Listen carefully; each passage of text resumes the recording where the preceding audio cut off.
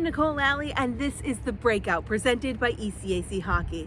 Well, this week we're talking about coaching milestones, and the Cornell men's head coach recently reached a big one. Coach Mike Schafer became the 18th Division I head coach to reach the 500 win mark in a win over Princeton last Friday night. I had the chance to speak with Coach Schafer, who says this truly was a team effort.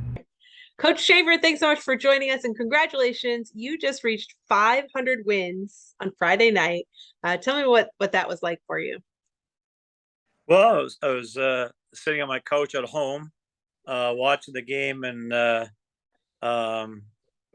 nervous wreck, as a coach, and so it was pretty unorthodox. But I said to the team afterwards when I talked to them by FaceTime that I think it's kind of not the ideal. I think when you reach a milestone like that, but it's kind of fitting, and it's fitting because wins and losses always kind of go to the head coach, and the coach ends up thanking everybody for all their previous assistants, all their former players, but when you're not there, it kind of really brings it to light. It's a team effort. It's an organizational effort, and so and we're really grateful for all the guys that have worked here and recruited here, played here, over the course of time. And that's longevity only comes when you have good people around you, and I've been very blessed to have a lot of people. So I think it's just, as I said, it's kind of fitting to get the 500th win because really everybody shares in it. It's been 25 seasons with Cornell, so I'm sure you have a lot of memorable moments. Do you remember that first win? To be honest with you, I only reason I remember it is because we played it was an exhibition game against Western Ontario, I think, and we got my pucks or whatever, not a real big memorabilia collector, and the only one that I even have around is a good friend of mine, Joe Newendijk, got the puck, and then a couple weeks later presented me with my first collegiate win, which doesn't even count as a win, but it was my first win as a head coach, and so I only remember it from, couldn't tell you how we won, but it just I remember the situation. Yeah, to get that puck.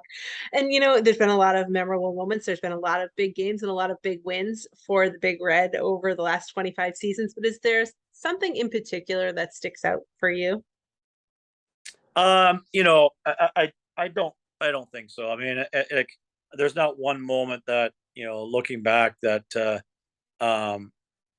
you can say there's been a really big high or big win.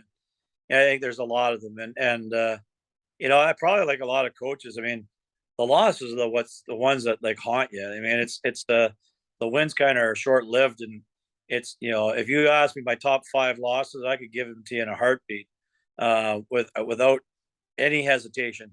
But the wins, as I said, there's a lot of them, and it's just pretty grateful that they've been around long enough to coach and be part of it.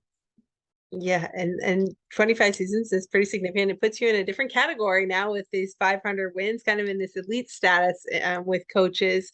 What's the secret to your longevity and to your success? I don't know. I think that one would be just kind of always having a long-term vision of our program and not sacrificing a short term. All the changes that have gone on in college hockey from where I started as an assistant coach. I mean, we were really, everybody says college hockey coaches are close. I mean, they were, a long time ago. They're not anymore. I think that's just a facade. And, I think that, and for good reason, it's big business now. And I think in big business and guys making a lot of money, the business become cutthroat. And I think that for me, that staying the course and that longevity is, developing some really good relationships with other guys and other schools, and trying to do things the right way. And I think that has been able to keep me at that 25, 26, 20, or 27 years, whatever it is, as a head coach.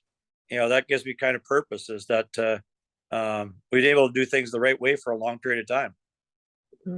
You've done a lot of really good things. You've produced more than 20 NHLers in your career.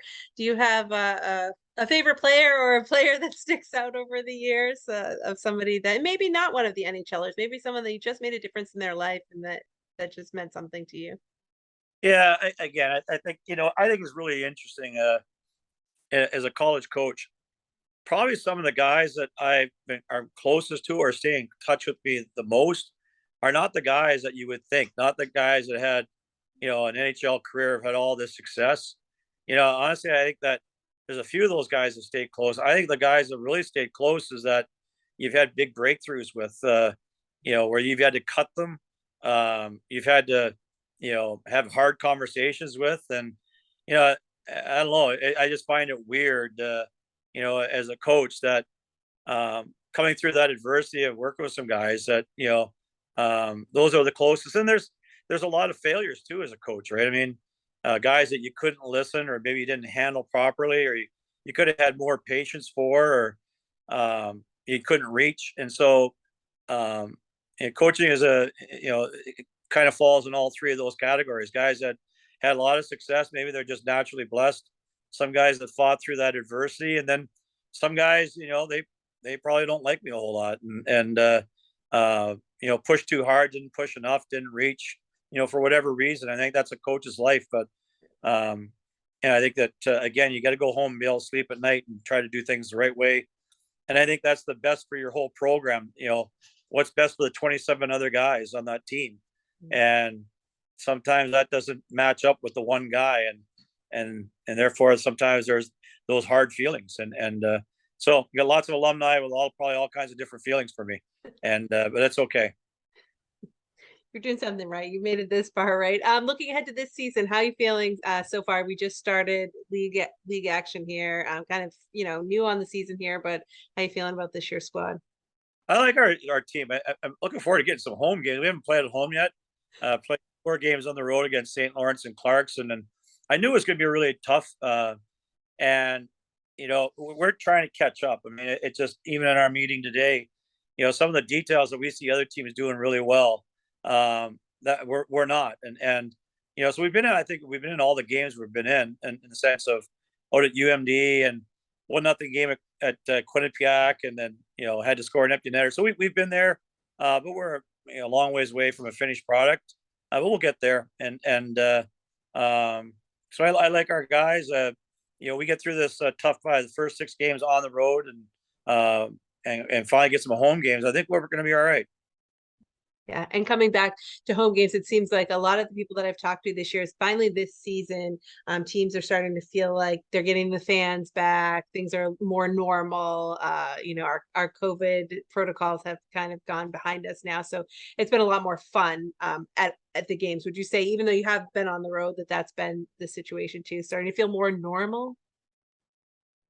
At UMD, yeah, I mean, they were on break, but watching crowds on video, and just talking to our guys, seems like it's back to normal. I'm looking forward to getting our crowd back to normal. I mean, it's and just playing here again, and it has been normal here for 3 years, and since 2020. So we're looking forward to getting as you mentioned, a normal crowd, a boisterous filled rink, and that'll be exciting when that happens. When it comes to the national polls, both the ECAC men and women's teams continue to show up. The Quinnipiac and Harvard men remain in the top 20 after another strong weekend. And on the women's side, the ECAC has 6 teams sitting in the top 20. And that's this week's Breakout. As always, for your latest scores, highlights, and so much more, you can head to ecachockey.com. We'll see you next time.